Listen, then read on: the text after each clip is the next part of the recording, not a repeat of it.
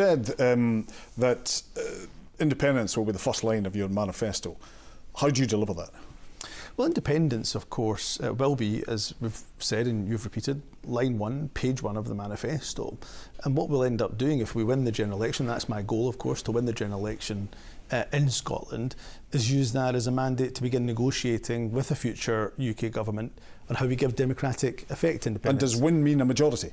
Win means most seats. That's what our conference, of course, backed in October last year. So what is kind of most? I mean, what are we talking about? Are we talking about near to a majority? Are we talking near to the 29 seats? The majority and most seats are, of course, different. So yes. we need to win the general election. But it's vague. My point is it's vague. Most is vague, is it not? No, I think most people understand that most means that you're going to win the general election. So if you're short of a majority, you still think you'll be entitled to push for this? Look, you've been covering general elections, I think, for longer than I have. And in most general elections, the rule's pretty simple.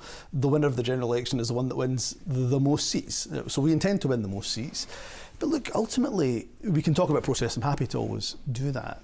But the way that we're going to achieve independence for Scotland is if we build that popular support for independence. And at the moment, we've seen a number of polls that put support independence above 50%. But not for the SNP to deliver that. But for independence, of course, support, and that's what you've asked me about. You've asked me about how do you deliver independence. How do the SNP deliver it? Well, very simply, if you believe in independence, for any of your viewers that are watching this, if you believe in independence, if you believe that decisions about Scotland should be made by the people of Scotland, it's pretty simple. If the SNP is winning, then the cause of independence is winning. If, of course, our opponents win, those who oppose independence, they'll take that as a mandate for Westminster rule. But you have been saying this for many, many years. The SNP has been saying this for many, many years and hasn't delivered anything. So you're talking about more seats. You're not even talking a majority.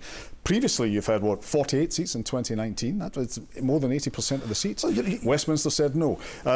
In 2015, you had 56 seats, almost all the seats in Scotland. Westminster still said no. I'm really pleased. How would you get that with the most? I'm really pleased that you've just made those points for me. That what we've got is a Westminster government that, despite the fact that we win elections, gain mandates, stand in manifestos, get elected, get re-elected on the promise of a second independence referendum, that Westminster keeps saying no. So what's going to be different this time? So what's got to be different, and this is the point I'm making, is that we're going to get independence when we make sure that we create the conditions and the political pressure, and you do that by ensuring that you have a consistent majority for independence. It's how, again, you covered the Scottish Parliament and how we got devolution. We got devolution because we ensured there was a consistent majority for that Scottish Parliament. But so that's why we're working hard. Your mandate is diminishing all the time over the years. Quite the opposite, actually. Every time we stand on a manifesto and say that we are standing on a manifesto for a second referendum, win elections, get elected, get re-elected, that strengthens the mandate, doesn't weaken the mandate. You've gone down from 56 to 48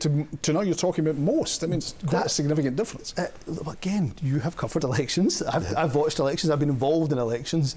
If you win an election, that tends to be a really good mandate and verdict from the people of Scotland. My point. You've had big wins and nothing has happened. What's going to be different this time? Well, yes, because Westminster keeps blocking, keeps saying no. So what we've got to do, and I said this in the leadership election contest, probably last time I was in this studio, and I made the point then that you win independence, we win independence for our country, if we create the popular support, make sure there's consistent popular support for independence.